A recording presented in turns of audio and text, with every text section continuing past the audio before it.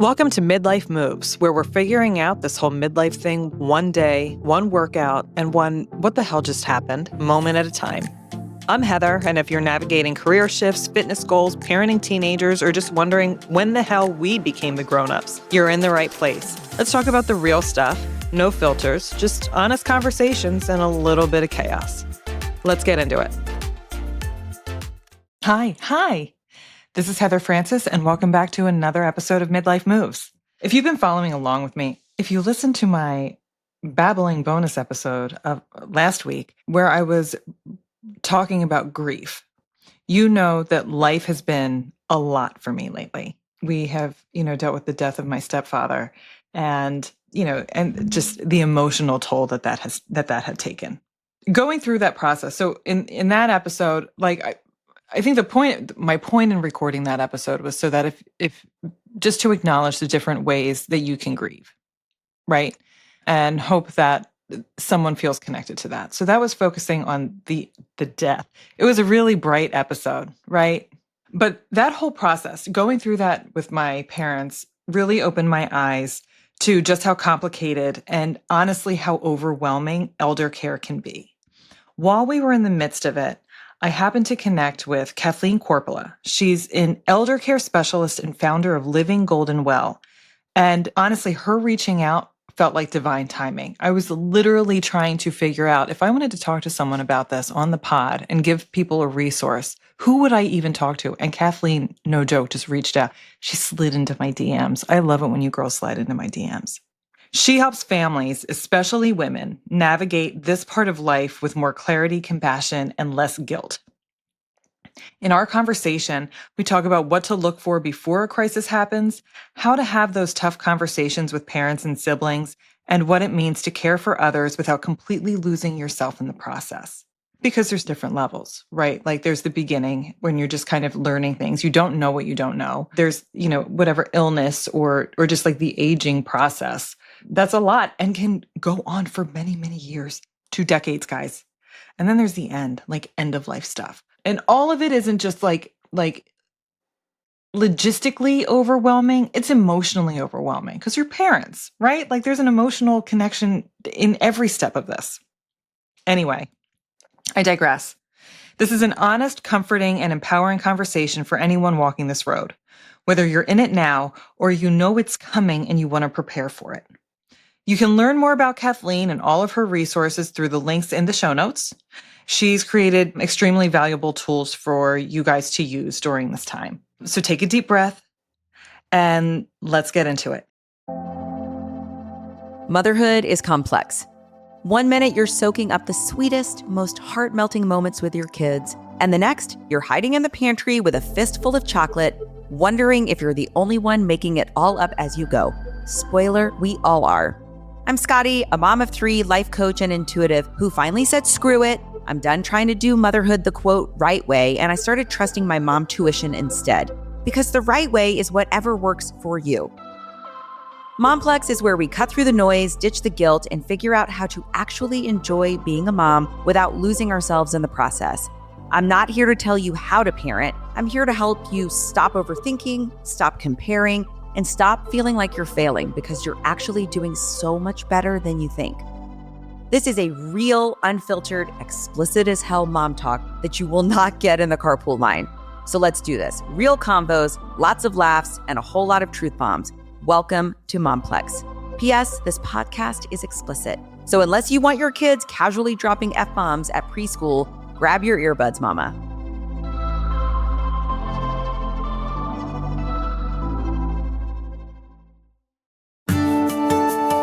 Hi, I'm Marianne Weisenthal, host of the Life Speak podcast, a show where we dive into real conversations about mental health, resilience, and navigating life's everyday challenges. Each episode, I sit down with leading experts in health, work, and wellness to unpack big topics like burnout, parenting, leadership, anxiety, and personal growth. My guests share their own stories of struggle and resilience, and together we keep it honest, relatable, and practical. Whether you're looking for fresh perspectives or just a moment to feel seen and supported, you'll find it on the Life Speak podcast. I'm Stuart Murray, host of Humans on Rights, the podcast where we dig into the stories that shape our understanding of human rights, one conversation at a time. I sit down with guests who are making a difference, all sharing powerful insights on what it really means to stand up for human dignity, equity, and justice. We cover the issues that matter with honesty, curiosity, and heart. You can listen to Humans on Rights on Apple Podcasts, Spotify, Amazon Music, and online at soundoff.network and humanrightshub.ca. Hey, listeners, it's Heather here with a quick message before we get into the rest of the episode. I have been blown away by the level of support from you guys. I love seeing how much the topics resonate with all of you and hearing how the episodes make you feel seen. I genuinely appreciate the outpouring of support from everyone.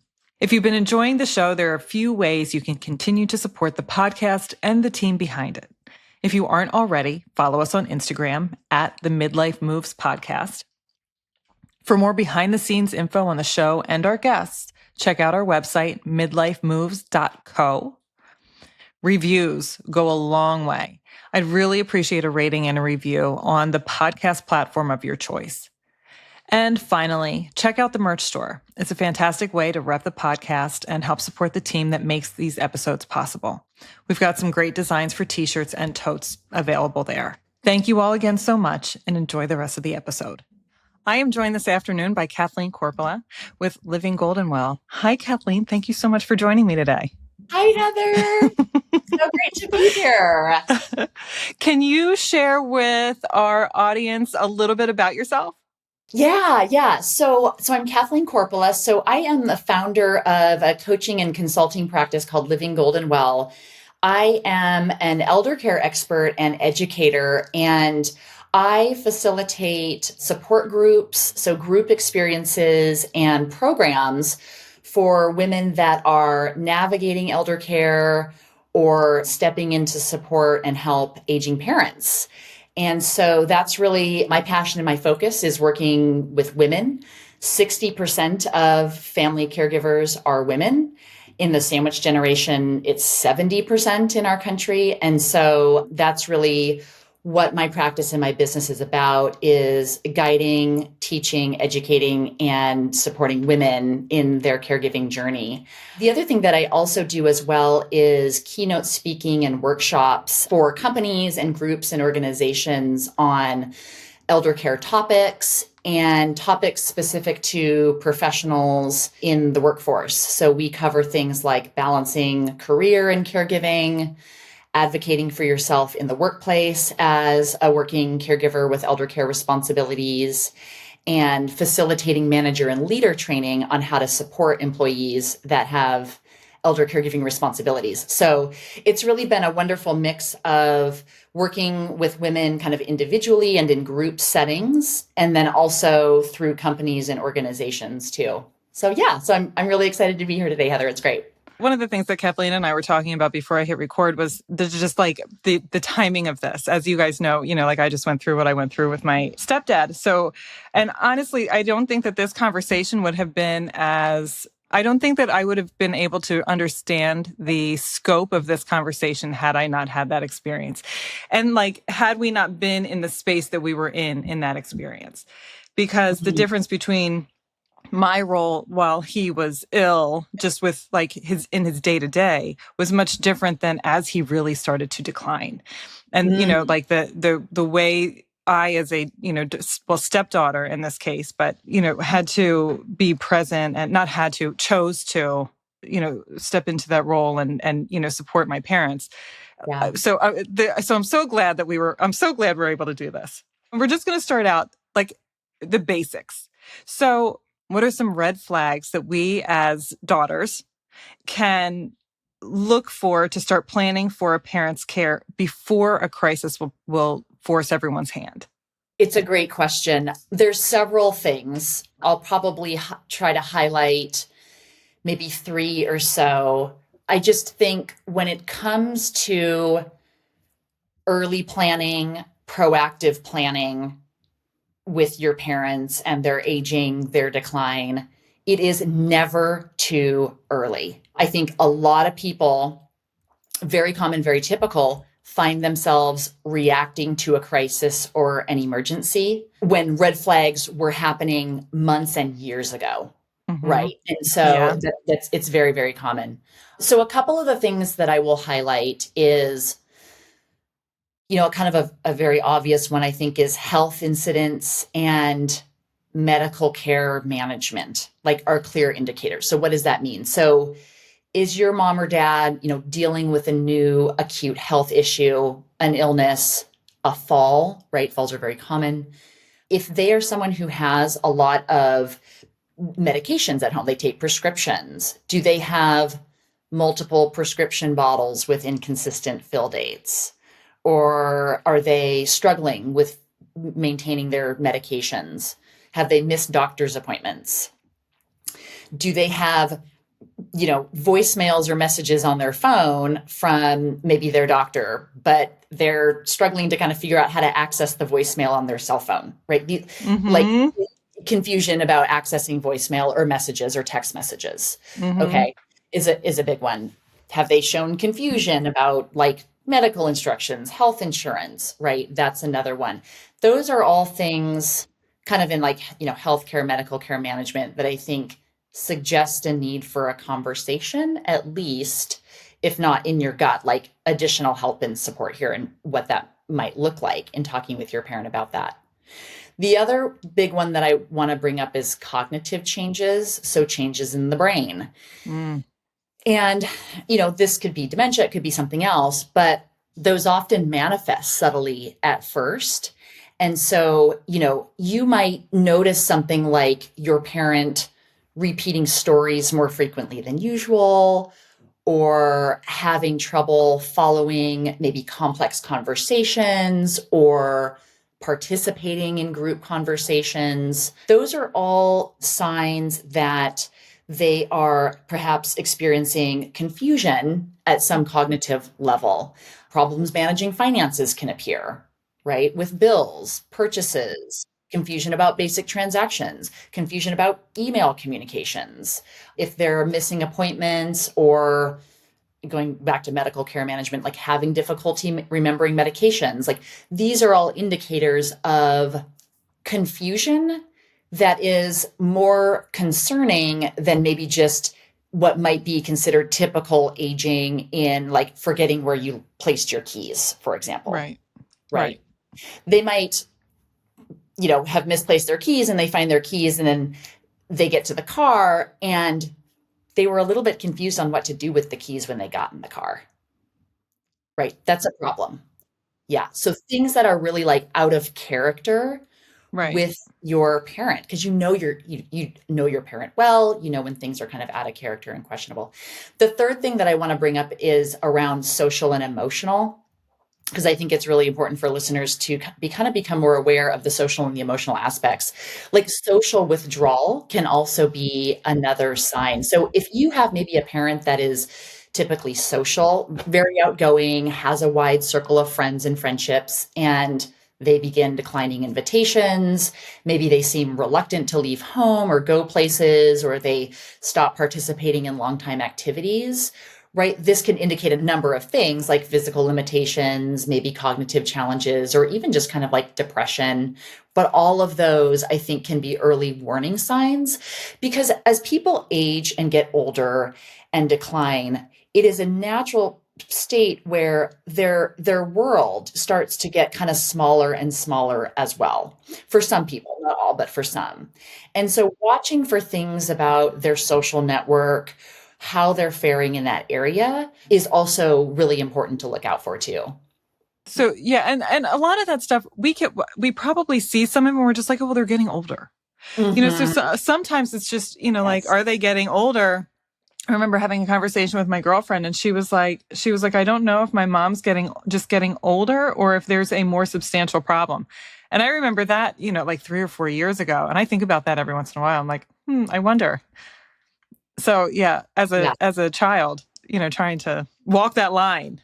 Sure. Yeah. Yeah. And it is never too early. It is never too late to have a conversation with your parent, right? With your mom or dad, and just broach the topic, too. And even just having the conversation of, have you thought about this? Yeah, exactly. Yeah. The other part of that is once you see a parent's health declining, there are systems that have to be navigated that are confusing. And, and there's too many. Like there's too many for us to cover here, but in my experience that I just had, that's like all I can go off of is my experience. Like we were confused with like palliative care versus hospice, Medicaid, where does that kick in versus Medicare? There was legal paperwork that we had to, process quickly. If you are in this situation and you're noticing these things that we just talked about, what are just a couple of the things, the top maybe 2 or 3 things that we can do to help them get like this in order, like the systems, like understanding the systems? Yeah, it's a great question. It's a very broad and big question. It's a huge question. Yeah. I mean, it's a whole, these things can become like part-time jobs. It's a whole thing. This is why you offer the coaching that you offer, right? So and the guidance that I do. Yeah. One of the group programs that I run, Caregiving from the Middle, is educational as well as coaching and support based. And it covers a lot of developing an elder care plan, navigating elder care and senior care systems, understanding Social Security, Medicare, Medicaid, understanding legal and estate planning. It covers a lot of sort of the educational and foundational knowledge so that women have know-how, at least, when they're sort of going into these things, so that they can be not only much more informed, but much better advocates for their parents and their families as well in different contexts and settings. Because when you don't know, you don't know, or if you don't know what questions to ask when you're touring assisted living facilities or memory care facilities, it can feel like a kind of a powerless place to be, right? But when you know the types of questions to ask and you're a little bit prepared, you've got information, it's incredibly empowering because you can get the right information, you can make more informed decisions, right? On behalf of your family, on behalf of your parent.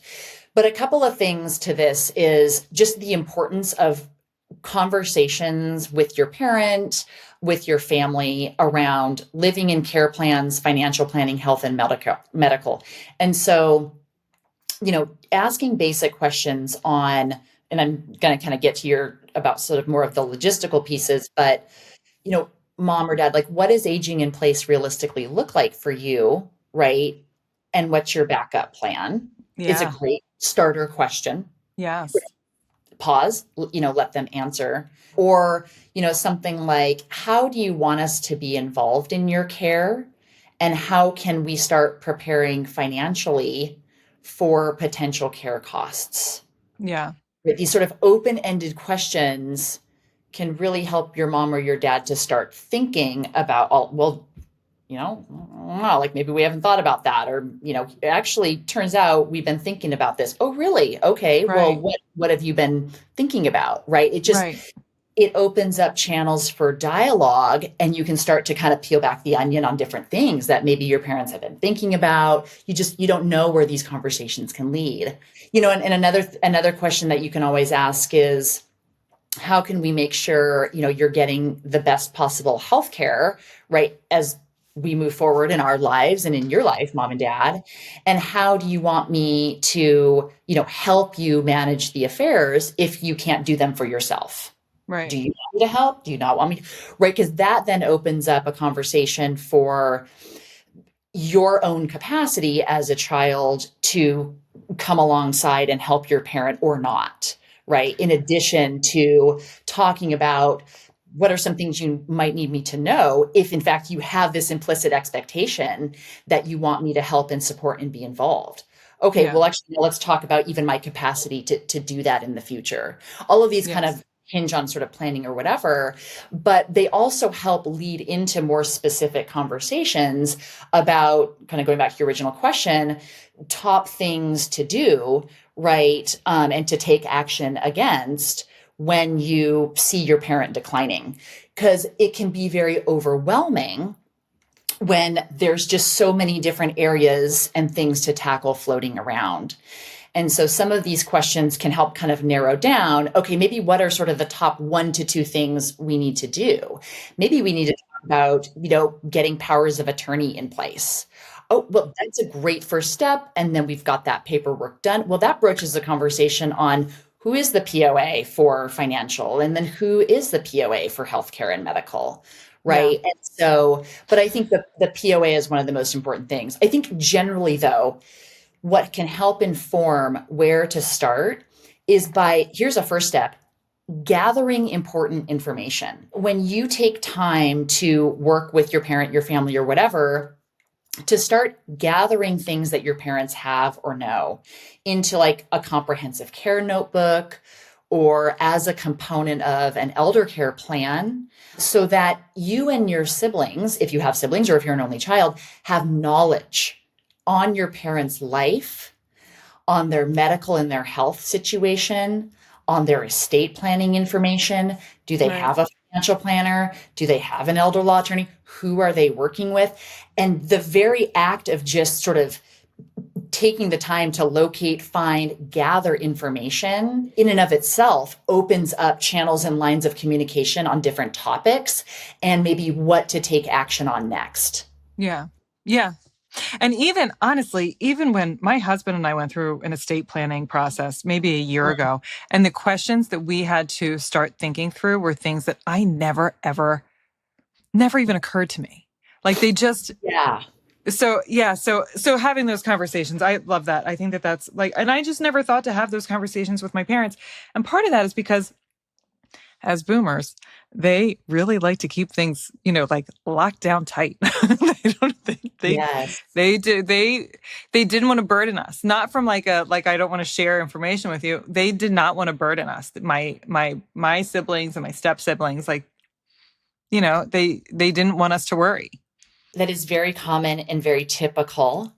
And sometimes that can be rooted in denial too. And I know when we were kind of talking earlier, I think one of the questions you were sort of asking about is, around denial in your parent. And dealing with, yeah.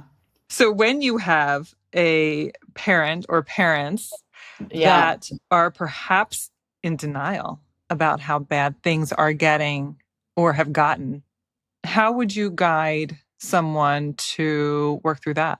Yeah, it's a great question. And, the question of how do I deal with denial in my aging parent is extremely common. And I've worked with women, and there's women in my group experience who have been very vulnerable and in their own moments of reflection, I think in truth, also struggled with their own denial about their parents aging and whatnot. But yeah, your question is kind of coming more from the angle of how do I deal with that in my parents? And, it's not uncommon for someone to say, right, they're fine, right? When maybe you as a daughter or son are watching them struggle with basic tasks or...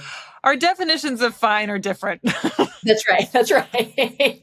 Definitions are fine or different, right? Yeah. And, they might refuse help or, just denial about things that are maybe out of character or whatnot. Yeah. And I get it. I mean, I was definitely in that place myself when I was dealing with my own father who had Alzheimer's dementia, and the place of denial with him was definitely a big component of that in the kind of earlier days. And I think that, the helplessness or the frustration or the fear of watching someone that you love and care for putting themselves at risk while refusing to acknowledge what might be actual reality is really, really hard. Mm-hmm. And the thing that I have learned and what I talk with women about is, I think the way to think about denial is, it isn't stubbornness. It isn't a character flaw. It's a natural psychological response to losing independence and control is really what it is. And what it really means is, things like fear of losing autonomy and decision-making power. Right. Or, grief over maybe the life or the abilities that they're losing, as they aren't able to do things, right? As they Yes. move from a place of independence to dependence. Or it can also mean shame about needing help after decades of being independent and Well, capable. right. You know, Yes. and in the United States specifically, culturally, our culture, our norms are very about independence and self-sufficiency. Yeah. And that is a very hard thing to grapple with, right? As you begin to depend on others or need help or you lose your abilities. So it's a very real part of denial, right? Or the fear of becoming a burden on your kids or your family, Right. or confusion about what's maybe happening to their mind or their body, right? And so there's a lot of complex emotions that feed into denial, right? And kind of show up as like, oh, I'm fine, right? Or I don't need that, or we don't want to talk about that type of a thing. Yeah. And so I think an approach that can work, that can be very helpful, is coming at this with patience and compassion, as frustrated or as impatient as you might feel, but acknowledging their fears without dismissing them is a big one. And maybe focusing on what they still can control, what they still can do, Yeah. or presenting options as choices, or not, maybe ultimatums, but like, okay, maybe, have we tried this? Or what do you think about this? So giving them Right. sort of options to sort of choose from, Right. and involving them in the planning process.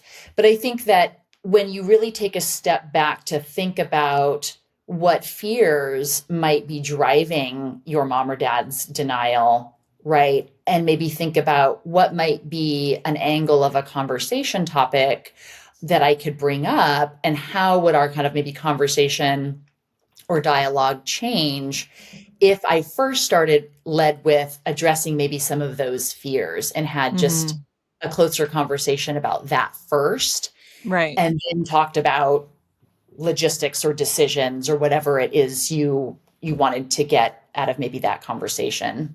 It's a hard one. Yeah, Yeah. it's a hard one. But right, because it's so emotional. It's like, that's like, a lot of that is emotion and psychology, and because Yeah. and to your point, like, in a lot of cases, like, particularly with dementia, you're dealing Mhm. with someone who is like no longer themselves. Yes, So that's there's so much of, and it's such a slow, with a lot of things so for a aging lot of what parents. I was just talking about is probably more applicable in instances where you're not dealing with a dementia or a cognitive decline Mhm. situation, because that can be a very different ballgame. So a lot of that approach that I was kind of talking about is, if your mom or your dad is still very cognitively there, but you're maybe dealing with other health issues. But when it comes to dementia, and this is sort of getting a little bit away from denial, but when it comes to dementia, learning to join the person's reality and meet them where they're at Yeah. is the Yeah. most important thing. Yeah. Interacting with a loved one with dementia is a learned skill. It is a Mhm. learned skill, and just some basic education can go a long way in reducing frustration, right? Yeah. Or Right. reducing misunderstanding about a lot of their behaviors, or maybe why they're doing what they're doing, and sort of making sense of why are they behaving that way? Why are they doing what they're doing? And maybe alleviating agitation or whatever type of sort of maybe negative emotions or feelings that they might be experiencing as well. But Mhm. oftentimes when it comes to dealing with parents with dementia, or you have a cognitive decline situation, we're trying to interact with them the way that we would interact with someone who doesn't have dementia or cognitive decline, and you can't Right. do that. You have Yeah. to meet them where they're at and join them in their world, and interact and communicate with them from that place. Yeah. I and that yeah, and you're exactly right. That is a learned skill. It's a learned That skill. Yeah. Yeah, and it's a hard one because, and this is, we have in my program and in my group courses, we have a lesson in a module actually just on dementia, basic education about the types of dementia, how to understand some of the behaviors around dementia and how to interact and communicate with someone who has dementia, because even just sort of, like I said, the basic education can go a really long way, and it is a learned skill, and no one's talking about these things. You can get a diagnosis and they send you home from the doctor's office. And as a family member, or someone involved in coordinating care, or, maybe being a caregiver in that instance, you're sort of, you can be at a loss for how to handle this and what to do. And that also feeds into the overwhelm. That's a good point. And let's transition from there. One of the things that you and I had talked about a little bit is, and I think that the overwhelm and I think the guilt kind of all go hand in hand. So your parent is ill. In my experience, it went from being moderately independent to immobile very, very quickly. Which was pretty quick, very quickly. It was fast.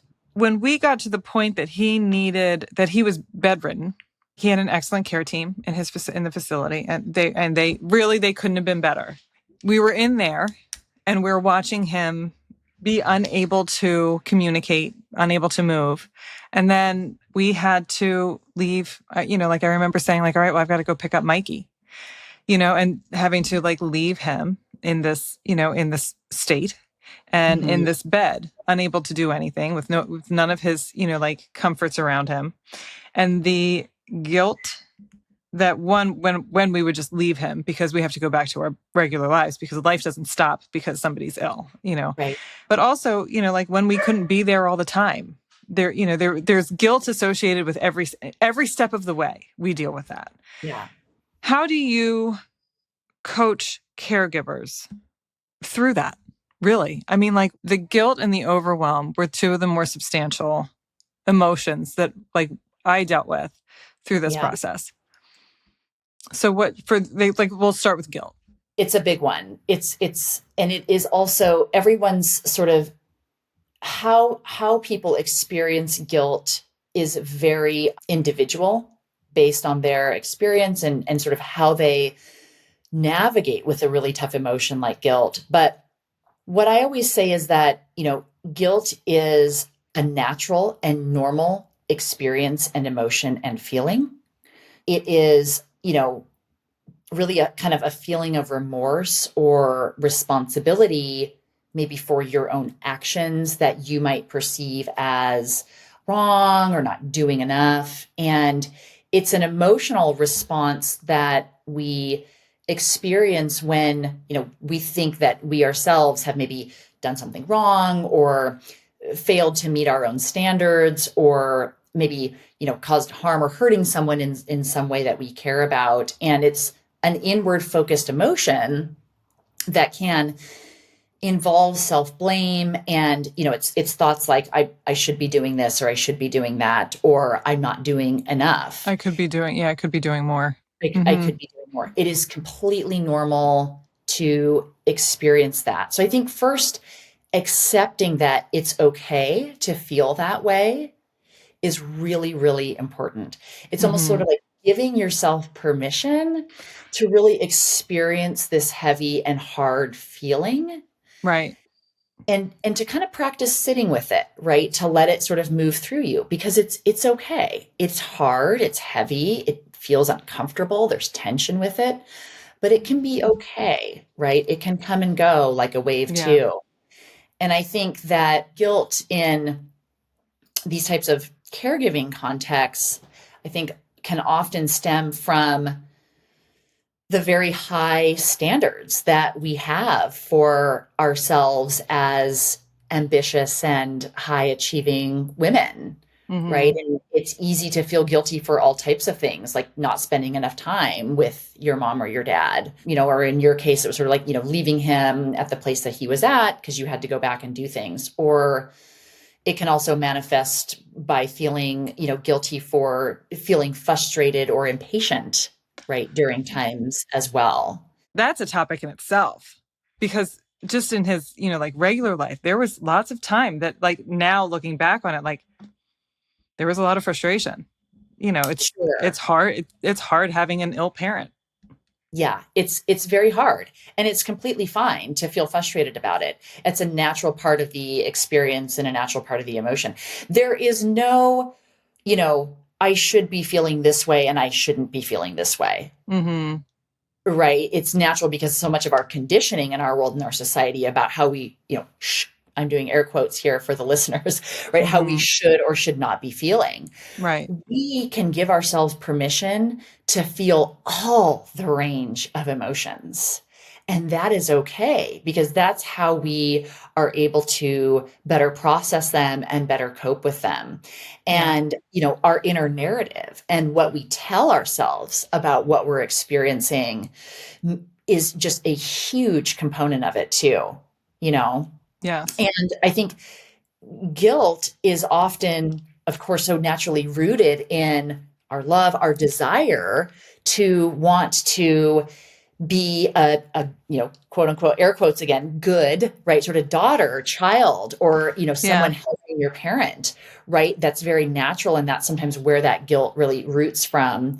And it can become a heavy burden that also can impair your ability to show up for your mom or your dad, or show up for yourself in your own life, or for your other responsibilities, or for your spouse, or for your kids too. And so it can seep into these other parts of our lives. And what I tell women and what I work with them on is, remember, you cannot pour from an empty cup. You have to prioritize your own energy and your own sustainability first. Because if you exhaust yourself trying to fulfill what you might think are other people's expectations or other people's needs, even if it means something around your parent or your dad, that is what leads to exhaustion, and that is what leads to burnout, right? And the guilt that sometimes women feel around setting boundaries in different settings, or communicating around their capacity limitations, like, mom or dad, I can only come see you a couple times a week for an hour, something like that, is very real. But if we don't practice that in a kind of brave, courageous, and loving and kind way, then we're going to have burnout and we're going to have exhaustion. And that's not going to be good for anyone. And so we have to invest in our own self-care. We have to create that non-negotiable time for ourselves and treat it like the utmost highest priority, because showing up for others is dependent upon us showing up for ourselves first and foremost. Now, I know your question was sort of more a specific scenario about sort of like, leaving your dad without his comfort. But it's all encompassing. Yeah, that was just my experience with the guilt. The people listening to this are going to have all different experiences with that. The level of caregiving is going to be different for, all different people. I didn't need to step into that role until much later, but I have a girlfriend who was a full-time caregiver for two people in her family. And the level of patience that takes, that is stopping a life. That is, she left her job to do that.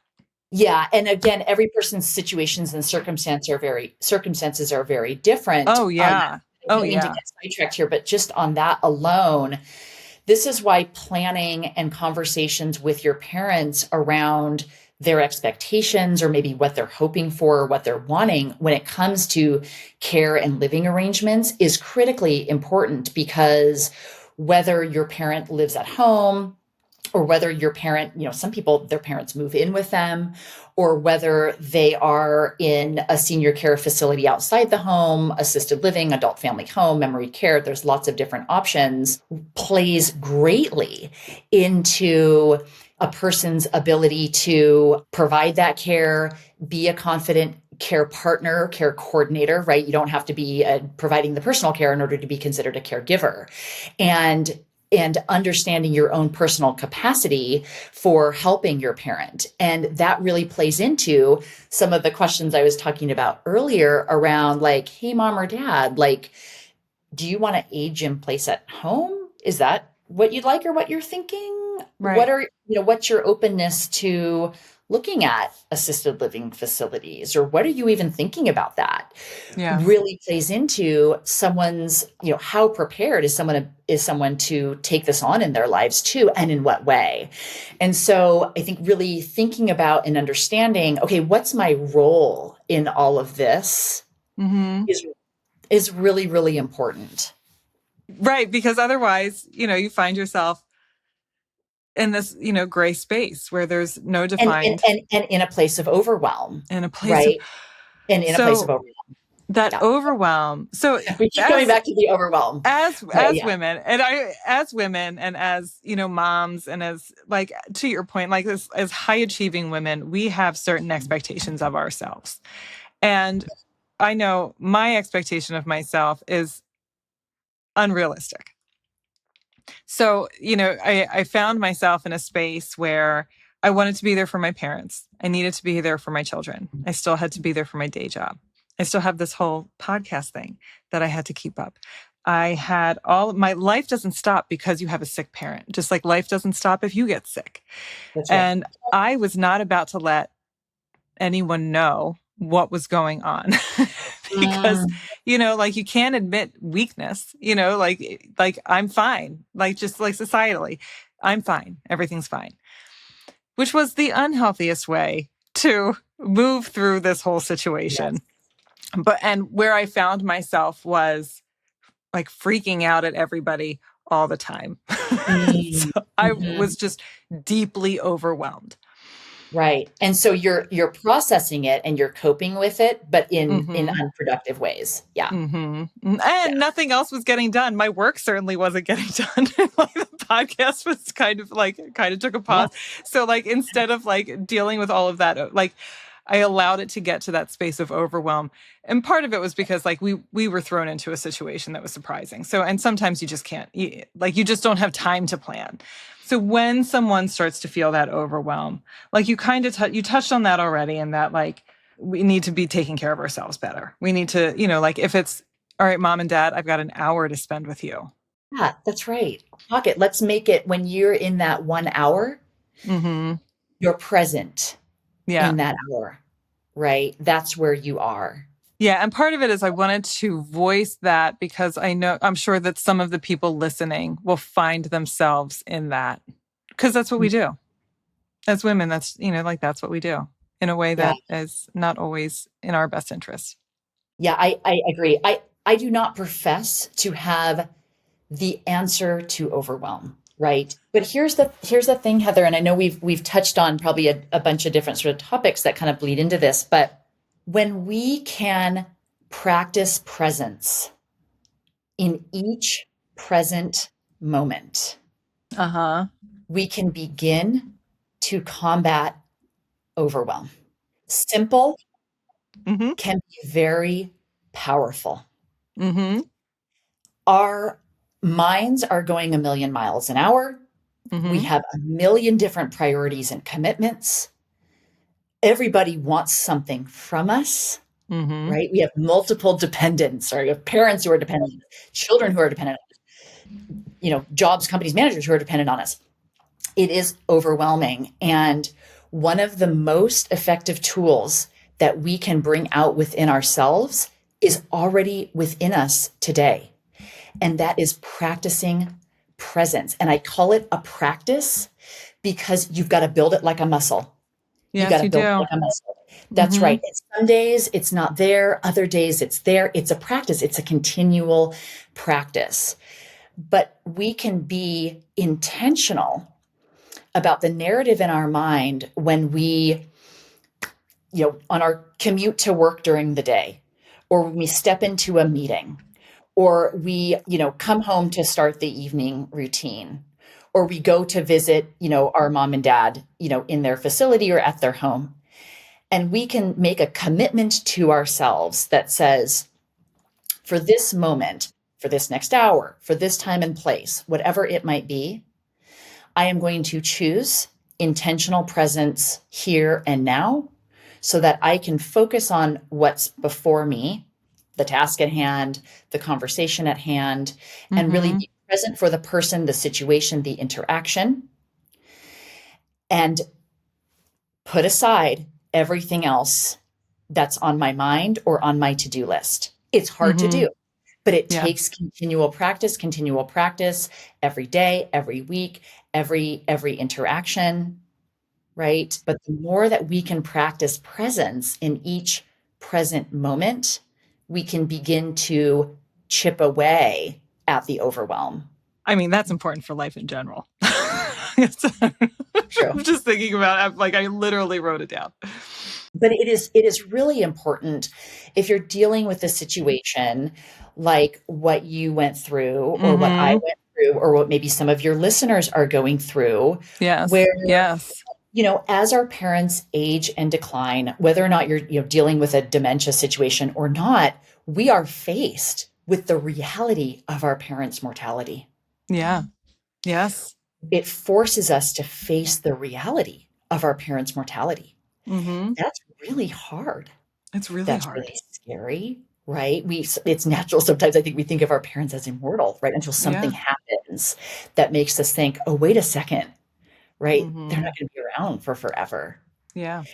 And, the more that we can practice presence with our parents, the better off we are all going to be because, in kind of going back to your example where you were, you felt guilty about leaving your dad in where he was in his facility, right? Even if it's that 30 minutes or that 1 hour you have with him, really being present for that interaction and getting the most, right, from that 1 hour, that one time together. Right. Right. Talking about something in your lives or his lives, or, just holding hands and just connecting or maybe laughing or whatever it might be, just really being present to get the most out of that 1 hour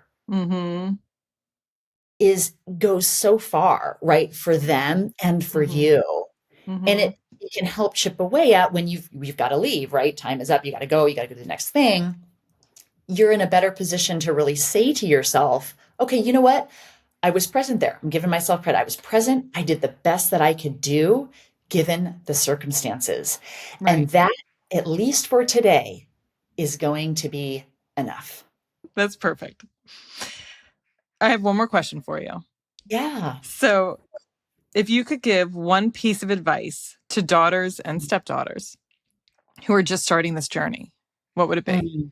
Okay, outside of proactively planning and preparing, as we've Right, talked a lot yes, about yes, that yes. and how painful and costly emotionally, time, financially, being unprepared can be. I think the one piece of advice is really more a mindset shift. And the mindset shift is that you do not have to struggle or stay stuck or stay in a place of overwhelm or fear or uncertainty or frustration. There really is a different and a better way forward. It really is true, but it takes a mindset shift to really start to think that way. And it's true in terms of, having a plan for your parent or in conjunction with your family. It's true for yourself because you're capable, right? You've lived through life's experiences already and you can learn new things, right? You can show up equipped to navigate through this next phase and experience and chapter in your life. And, I think even beyond managing and kind of navigating through this elder care phase, as I call it, in dealing with aging parents, right? You can find joy, you can find purpose in your parents, your loved ones' later and last stages of their life. It really can be a fulfilling, positive experience. And that mind shift, takes some time, but it really is possible to shift from fear, I don't know, I feel overwhelmed, I feel frustrated, to let me think about this from what I can take from this. How can I be present? What can we do, right, with the time that we have left? Right. While we do have that time. Right. I think that's really, really important. And I think that's probably sort of like the one piece of advice I would leave. I think one other thing though I want to share on, maybe just to conclude, and just kind of another, I don't know if it's advice, but maybe just a perspective that I would offer on a reframe is, multiple truths can coexist.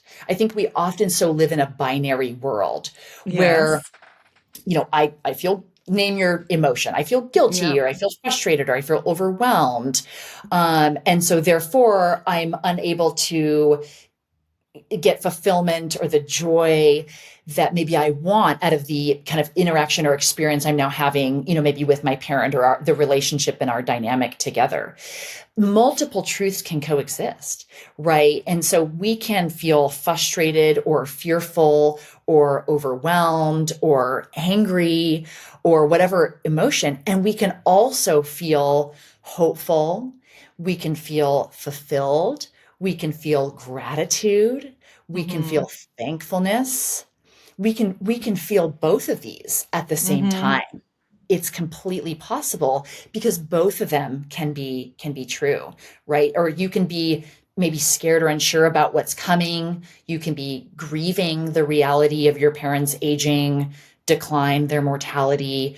And, right, you can also choose, like I said, to experience the joy, be present, right, in the good times, in the special moments with your parent while they're still here. Yeah. And I know this holds true for all of our relationships and our dynamics with our parents, which can be very complex and complicated.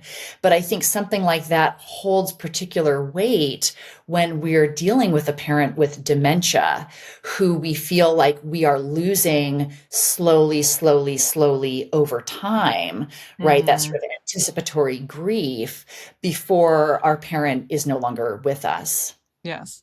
Yeah. I'm touching on a lot of heavy stuff, but I am so glad, Heather, that we're having this conversation, because these are so the important we need to have, And it is such a blessing and an honor and a privilege for me to be able to talk with you in this type of a setting and talk with women and help and support women through these deeply emotional, complex journeys and experiences in their lives that are so important to them. Yes. Yeah. And I'm so grateful that you spent the time to talk to me about this today. This was perfect. Kathleen, I'm going to thank you for your time. I'm going to thank you for spending this, this hour with me. But I'm also going to ask you to tell my listeners how they can reach you. All of this will also be in the show notes, but you want to give them your socials? What's the best way to get a hold of you? Yeah, that's a great. Okay, so I am on social media. You can visit me on Instagram at Korpela. And then I'm also on LinkedIn as well. Those are the two main social platforms that I'm on. And then women can also go to my website. It's www.livinggoldenwell.com. It's all one word, all lowercase. And in there, you can learn more about my group program that I facilitate for women and a lot of the keynote speaking and workshops that I do there too. And I also offer a free masterclass training on the 4 shifts in the framework that I coach women on to move from a place of overwhelm and uncertainty to a place of confidence and empowerment. It's a great training. It's free. Women can go in there and check it out. Excellent. Yeah. So guys, if you have any questions, of course, you can always reach out to me. You know how to reach me on Instagram. I know that. You can go to the website. It's midlifemovespod.co, or you can send me an email. You just go to Instagram. That's where everybody finds me. Until next time. That's it for this episode. If you had fun, learned something, or just feel a little less alone in the chaos, make sure to hit subscribe so you don't miss what's next. And if you want to keep the conversation going, come find me on Instagram at @HeatherMoves_, because midlife is way more fun when we do it together. Until next time, keep moving forward, or at least keep moving. See ya.